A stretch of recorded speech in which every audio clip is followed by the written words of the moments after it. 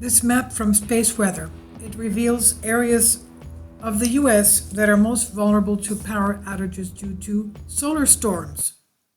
We had the Carrington event that we knew of in the 19th century. Of course, that was way before modern technology. Sprawling power lines act like solar storm antennas.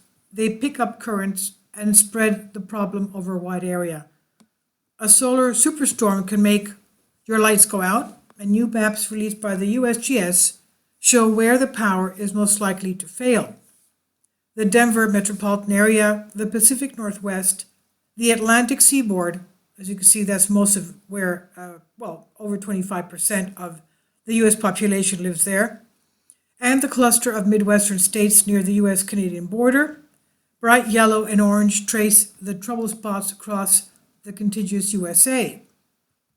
The first map shows a 100-year maximum line voltage. That's the line voltage map. Then you have the electric field map, 100-year maximum electric field. The power companies have long been wary of the sun. Solar storms can cause strong electric currents that flow through the commercial power lines so strong that the lines cannot handle it. Fuses blow, transformers melt, the circuit breakers trip. The most famous geomagnetic power outage happened during the space storm in March 1989, when 6 million people in Quebec, Canada lost power for 9 hours. So whether or not your power goes out during a solar storm depends on two things. One is the configuration of power lines in your area, and two is the electrical properties of the ground beneath your feet. In areas of more electrically resistive rock, currents struggles to flow through the ground.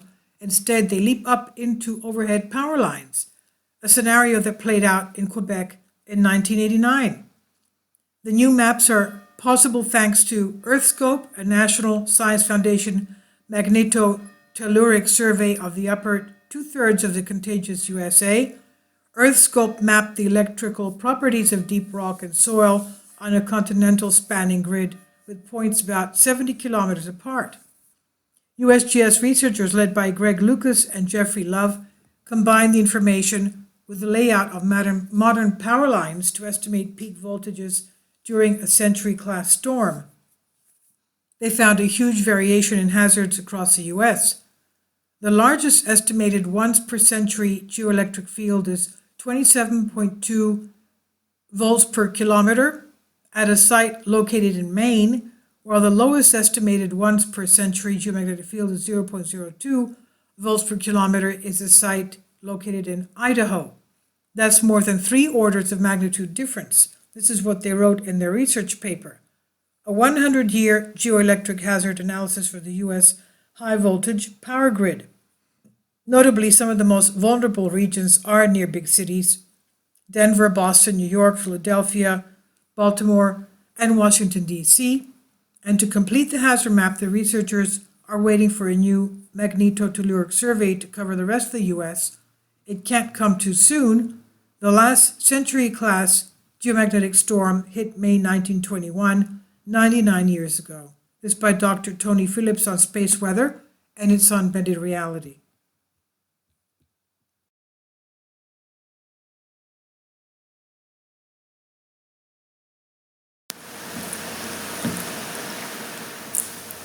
If you'd like to join me on my Patreon account, you will hear content not covered by mainstream media. These riveting stories will be based on my research, and I will state my opinions and give my personal insight on diverse and controversial subjects and world events not covered by mainstream media, and not supported by YouTube guidelines. So whatever I have on my Patreon, most of those will not be on my YouTube channel. Please consider becoming a member today. More of the most significant and important videos will be on my Patreon channel. Your support helps me to continue my research and keeps this YouTube channel alive. And we depend on your support, your generous charity, because we help economically challenged families here in Athens, Greece, in Kapota, and we also help the young generation with university tuition and the community around our church. Thank you.